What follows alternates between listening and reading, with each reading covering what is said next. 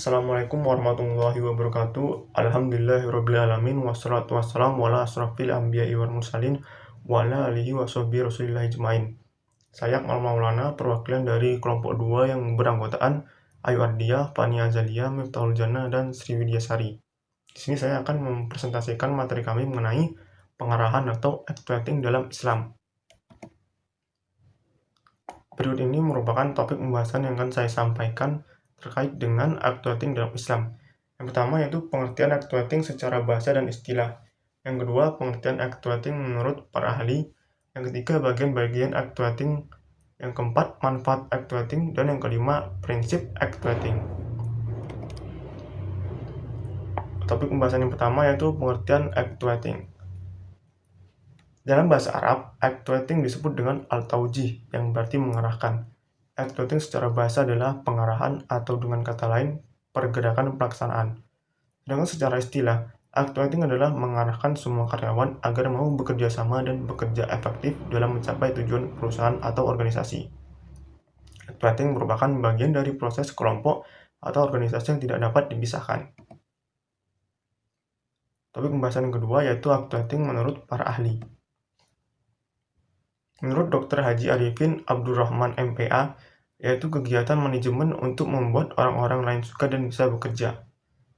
Menurut Dr. MRS Pajudi Atmosuditjo, actuating ialah orang-orang dengan pola dan rencana organisasi yang ditetapkan.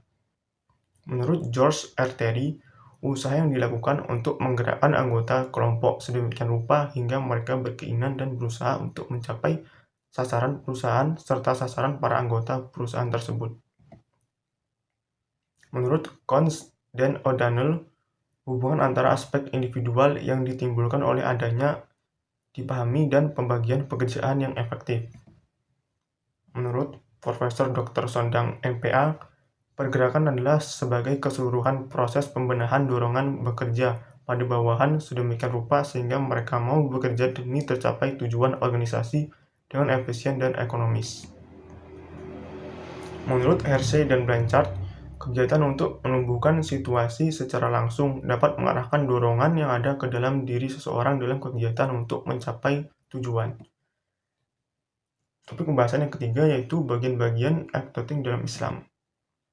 Bagian-bagian actuating dalam Islam terbagi menjadi 5 bagian, yaitu tafsir yang berarti memberi kabar gembira, inzar yang berarti memberi peringatan, dakwah yang berarti mengajak atau menyeru, tarbiyah yang berarti bimbingan, irsyad yang berarti pengarahan.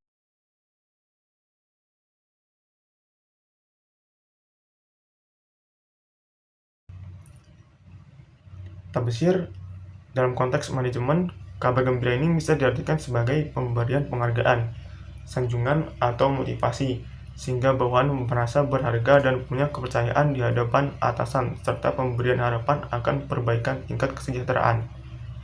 Inzar merupakan peringatan yang diberikan kepada orang-orang yang keluar atau menyeleweng dari aturan organisasi, yang dimana aturan tersebut seharusnya dipatuhi oleh semua elemen yang ada.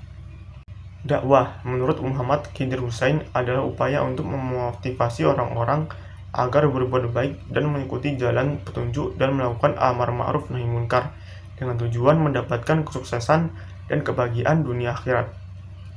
Tarbiyah bentuk masdar dari kata robba yurabbu tarbiyatan, sedangkan menurut istilah merupakan tindakan mengasuh, mendidik, atau memelihara. Irsyad menurut Abu Al-Faraj bin Al-Zawzi mendefinisikan sebagai usaha yang dikeluarkan untuk memberikan nasihat kepada orang lain serta pengarahan kepada kegiatan yang positif. Topik pembahasan yang keempat yaitu manfaat actuating dalam Islam. Manfaat actuating.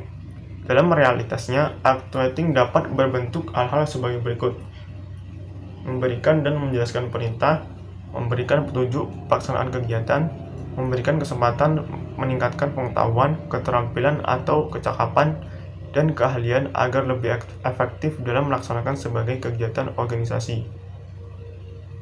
Memberikan kesempatan ikut serta menyumbangkan tenaga dan pikiran untuk memajukan organisasi berdasarkan inisiatif dan kreativitas masing-masing.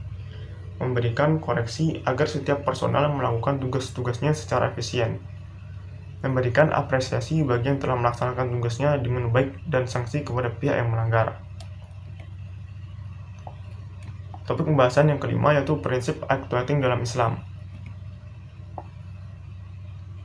Pengarahan termasuk hubungan manusia dalam kepemimpinan yang mengikat para bawahan supaya bersedia untuk mengerti dan menyumbangkan tenaganya secara efektif dan efisien untuk mencapai tujuan yang diharapkan.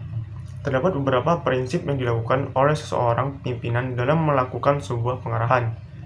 Awal saja prinsip actuating dalam manajemen. Berikut ini adalah 5 prinsip actuating tersebut.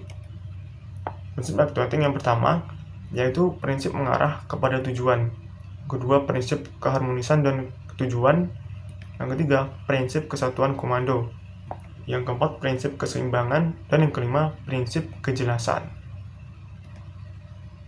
Itulah presentasi terkait materi kami yaitu actuating dalam Islam. Kurang lebihnya saya mohon maaf.